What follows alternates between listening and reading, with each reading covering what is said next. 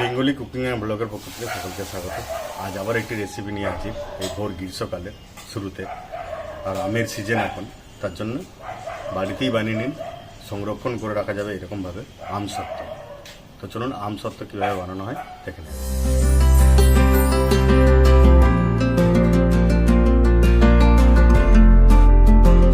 তো এখানে আমি আমসত্ত্ব, কাঁচা আমের আমসত্ত্ব বানানোর জন্য এখানে 750 গ্রাম আম নিয়ে নিয়েছি, কাঁচা আম।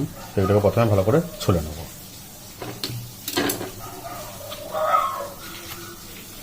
একটু ডিপভাবে ছুলতে হবে যেন সবুজ অংশটা না থাকে।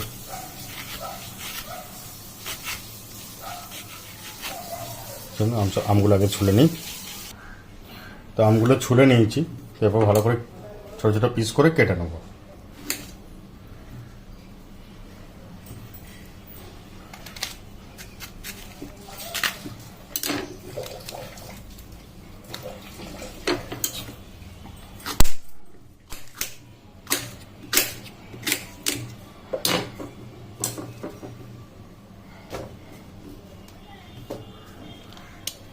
দেখতেই পাচ্ছেন কতগুলো আম হয়েছে, 750 ছোটো ছোটো কেটে নিয়েছি। চলুন এবার এটাকে ভালো করে ধুয়ে নিতে হবে জল দিয়ে। আমটাকে ভালো করে ধুয়ে নিয়েছি, এবারে জল দিয়ে গ্যাসের ওভেনে বসিয়ে দিয়েছি। এটা ভালো করে সিদ্ধ করতে হবে প্রথম। চলুন সিদ্ধ হয়ে যাক, তারপর আবার ফিরে আসছি। আমটা সিদ্ধ হচ্ছে, দেখতে পাচ্ছেন আমটা থেকে আমের যে রসটা যে ফেনা টাইপের বেরিয়ে গেছে, মানে আমটা সিদ্ধ হয়ে গেছে। চলুন এরপর নেক্সট প্রসেস যেটা করবো দেখে নেবে। নেক্সট যেটা করতে হবে, আমটা যেটা সিদ্ধ করলাম সেটাকে পুরো ম্যাশ করে নিতে হবে। তো আমি এটা এরকম একটা ছাঁকনি নিয়ে নিয়েছি বড় টাইপের। তো আমটা কড়াই থেকে তুলে এই কড়াইয়ের ইয়েতে রাখছি এবং এটাকে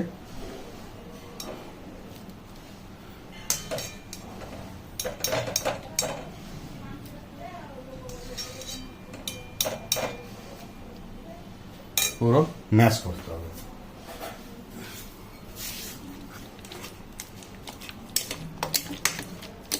এইভাবে ঠিক করে নিতে হবে। তো ভালো করে এইভাবে শাঁসটাকে বার করে নিতে হবে।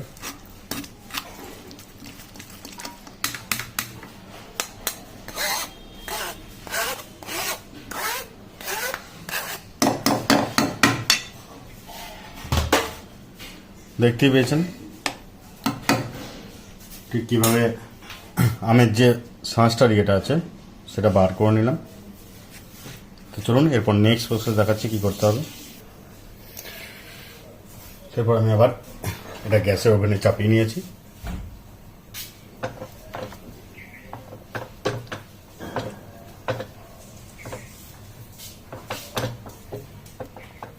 এটা ওভেনে বসে ভালো করে গরম করতে হবে এবং সবসময় নাড়তে থাকতে হবে যাতে চিটিয়ে না যায়। যখন একটু মোটা হয়ে যাবে সেই টাইমে এতে চিনি দিতে হবে। আমটা যেরকম টক থাকবে সেই অনুযায়ী চিনি দিতে হবে।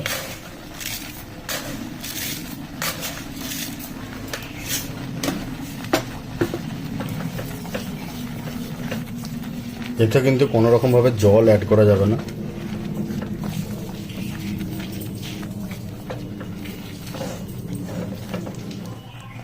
এরপর দিতে হবে এখানে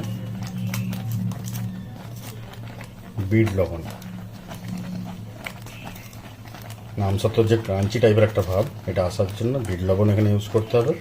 আর নর্মাল যে লবণ আছে সেটাও এখানে দিতে হবে হাফ হাফ করে।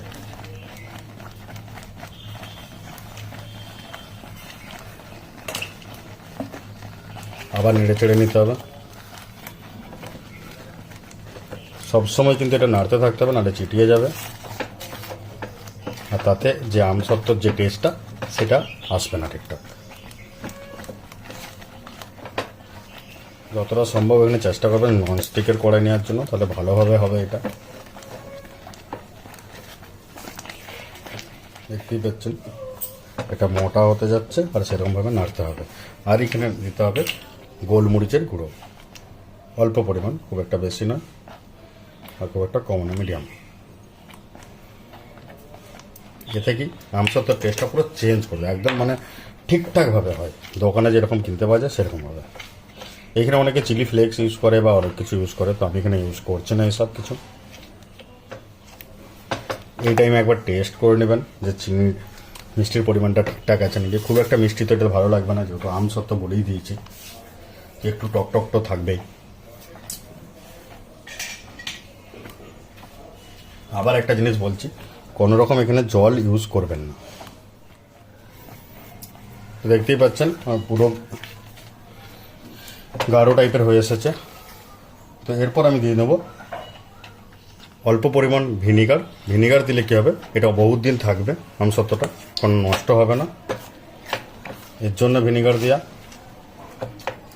আর দেব কেশরের গ্রিন ফুড কালার, তাহলে কী হবে, কাঁচা আমের যে দেখতে যে সুন্দরটা লাগবে তার জন্য। এবং কেউ যদি মনে করেন যে ফুড কালার ইউজ করবো না, তাতে কোনো অসুবিধা নেই, শুধু কালারটার জন্য ফুড কালার ইউজ করা।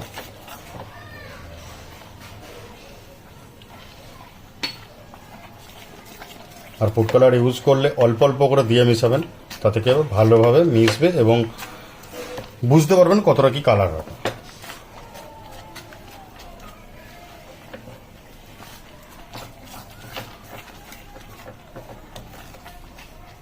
আমি ফুড কালারটা আগে থেকে জলে গুলে রেখেছিলাম।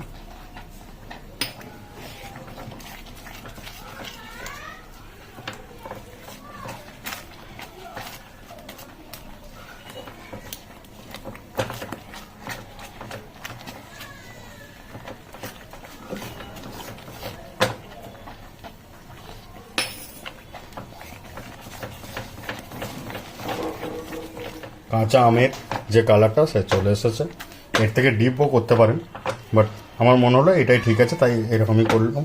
এর থেকে বেশি ডিপ করলাম না কালারটা। এরপর গ্যাস অফ করে দিতে হবে, একটু ঠান্ডা হতে দিতে হবে। তো চলুন একটু ঠান্ডা হোক।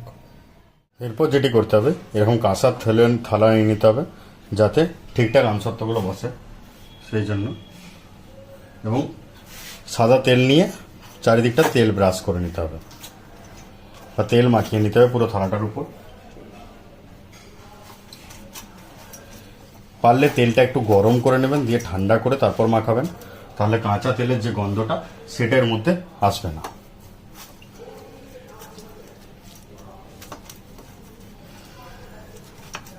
এরকম আমি দুটো থালা নিয়ে নিয়েছি।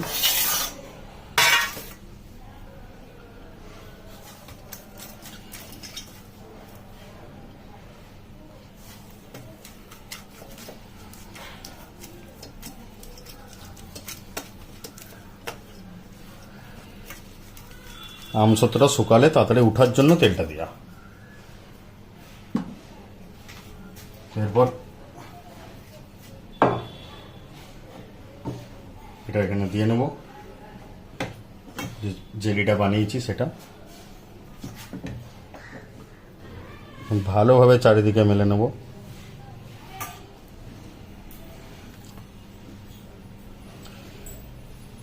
মেলাটা ঠিক প্লেন হতে হবে। প্যাচুলার সাহায্যে যতটা পারার মেলে নিয়েছিলাম, এরপর হাতে করে প্লেন করে নিচ্ছি উপরটা। দেখবেন এটা কিন্তু একটা জিনিস খেয়াল রাখবেন, খুব একটা মোটা যেন না হয়, যে লেয়ারটা করছে সেটা যেন খুব একটা মোটা না হয়, আর খুব একটা যেন পাতলাও না হয়, মিডিয়ামটা রাখবেন। খুব একটা মোটা হলে শুকাবে না, শুকাতে টাইম লাগবে, ঠিক আছে। তো একটু পাতলা রাখবেন, এতে জিনিসটা টেস্টিও হবে, খেতেও ভালো লাগবে। খুব একটা মোটা হলে ভিতরে একটু হালকা কাঁচা কাঁচা টাইপের থেকে যাবে। চলুন হয়ে গেছে, তো এরপর রোদে শুকাতে দেবো। তো রোদে শুকানো হয়ে গেলে আবার ফিরে আসবো।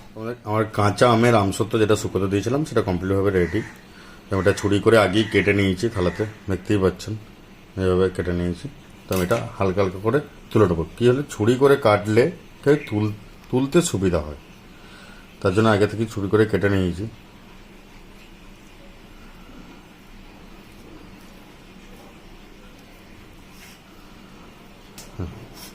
ছুরি করে কাটলে এইভাবে উঠে যাবে ঠিকঠাক, আর না হলে পুরোটা ধরে তুলতে গেলে এদিক ওদিক ফেটে যায়।